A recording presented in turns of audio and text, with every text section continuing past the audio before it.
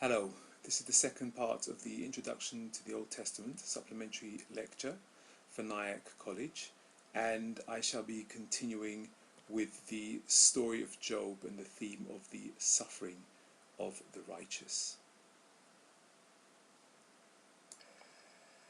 There are basically four sections to the book: a prologue in chapters 1 to 3, a discourse between Job and his three friends in chapters 4 to 31, a speech by another advisor, a younger advisor, in chapters 32 to 37, and a response to Job from God in chapters 38 to 42.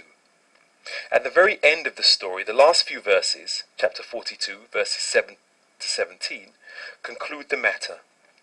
Each of the four major sections described are placed in the four corners of the following presentation. We begin with the prologue, the first three chapters of the book, which I said earlier.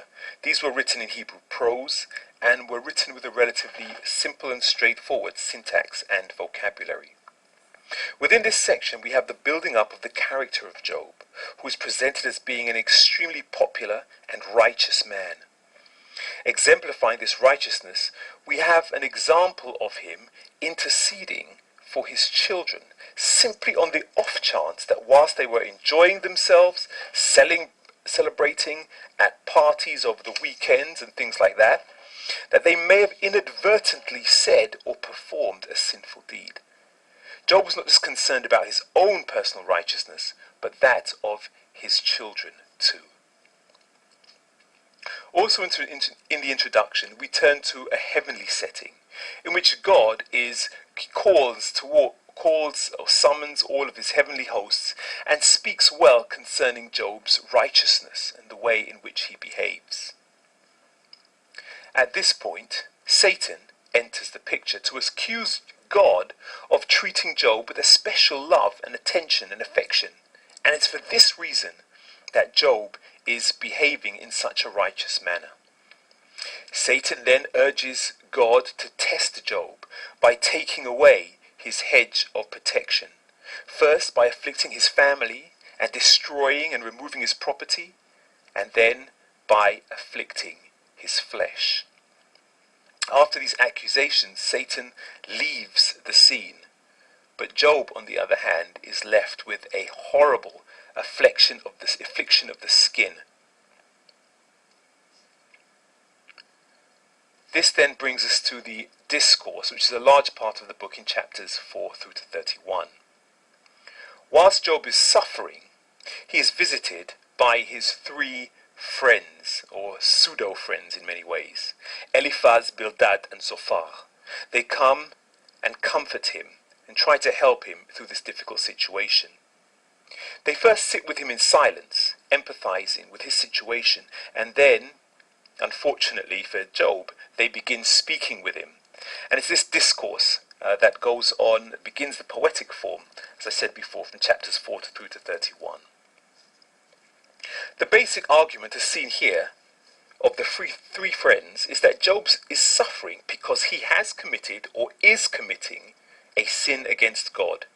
And in order for him to be delivered, he needs to confess and repent of this sin. Even though there are three friends with Job, they all basically say the same thing. They have the same argument. The basis of the argument doesn't change. For them, the only reason why people suffer in the world is because of their sin. And this indeed is a popular idea today, even in Christian circles, that all sin is caused, or sin, not just that, but physical affliction is caused by individual or corporate sin. Throughout these accusations, Job continually expresses that he is innocent, and that the accusations of his comrades are baseless. Though Job makes a number of speeches, the tenor of his argument is basically the same. He is saying, I am innocent. In chapters 32, 3 to 37, a previously unmentioned figure takes the stage, Elihu, a fourth friend of Job, who apparently is younger than the others. He's not one of the original three that condemned Job for his unconfessed sin. He appears to have a better grasp of the situation and condemns the three friends for their line of thinking, but also chastises Job for his perspective of God. All the while, in Job's defense, in addition to his defense to Elihu, Job turns to God and he continually asks for an explanation from God.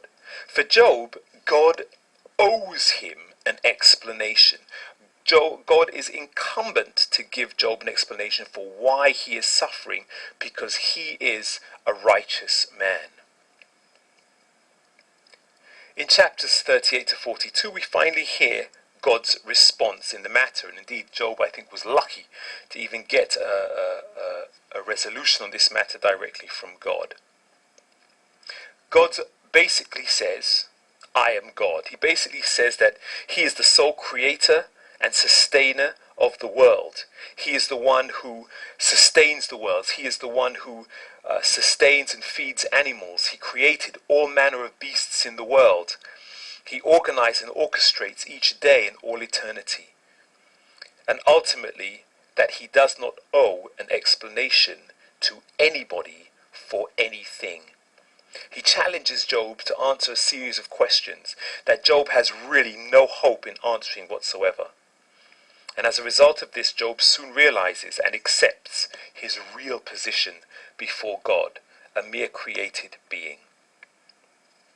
In the epilogue, God restores to Job all that he had previously had during his time of testing, as well as his health.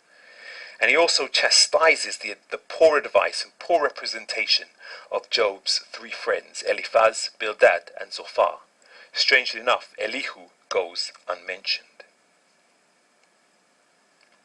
From the story of Job, much can be learned, but there are 4 points that I just want to quickly elaborate on for the purposes of this class. The first one concerns the idea of Sheol, which is mentioned in chapter 11 verse 8, chapter 17 verse 16, and chapter 26 verse 6. In contemporary thinking, this word is usually associated with hell, a place in which the ungodly are sent to suffer after they die to eternal punishment for the transgressions they committed whilst alive. This, however, is not the same way in which people who lived in Old Testament times would have conceived the idea. For them, Sheol was simply a place in which all people went when they died, whether good or bad. It was simply the place of the dead. The second concept, which is related to the first, concerns the resurrection of the dead.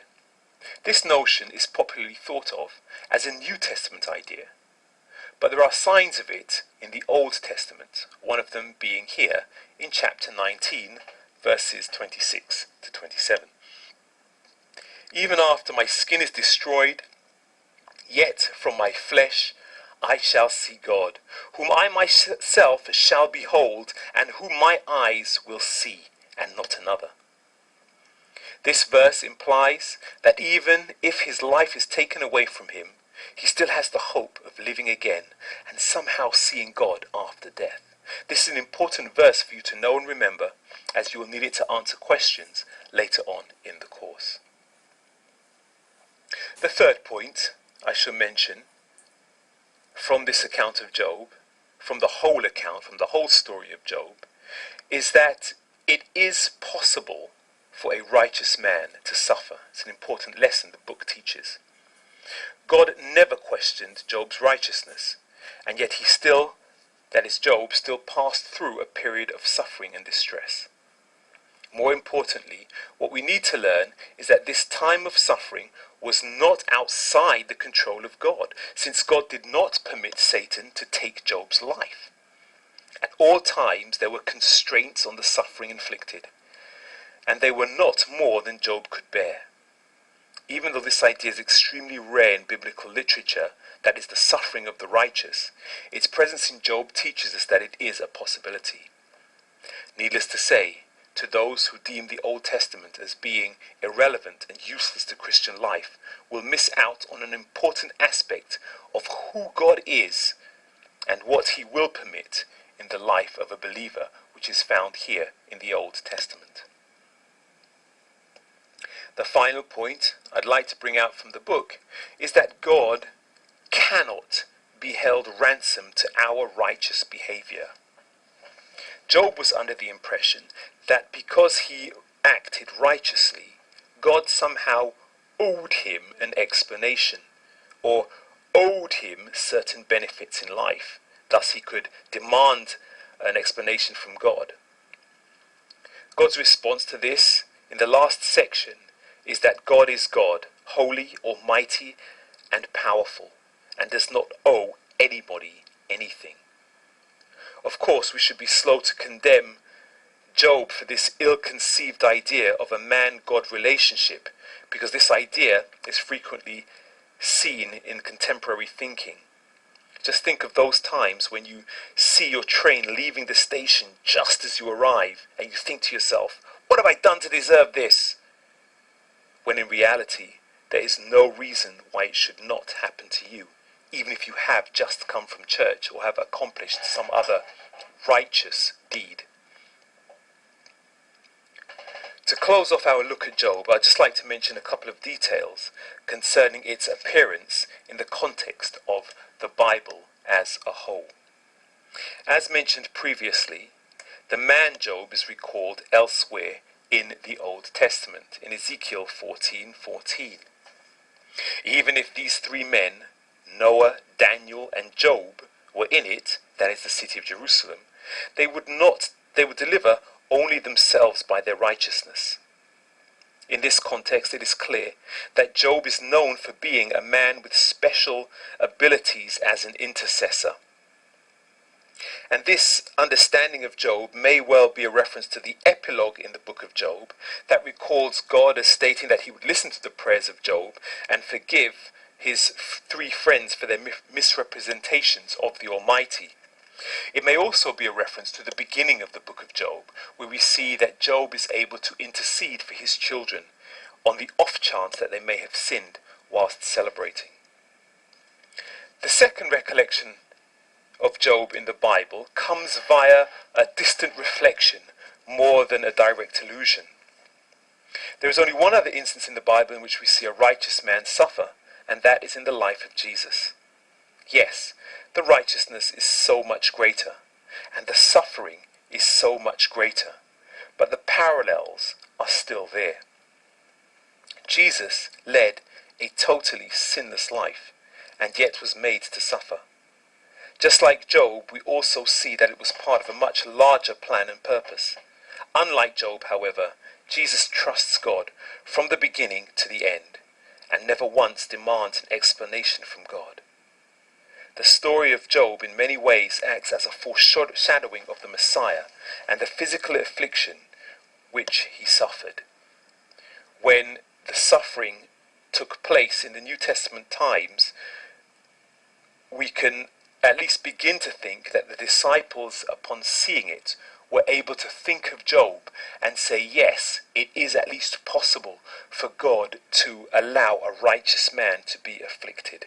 So that we have, in this sense, a precedent for the sufferings of the Messiah. This ends the present screencast. Please do remember to listen to the audio recordings that go with this, and also to read the book of Job and to read through the transcript of this recording.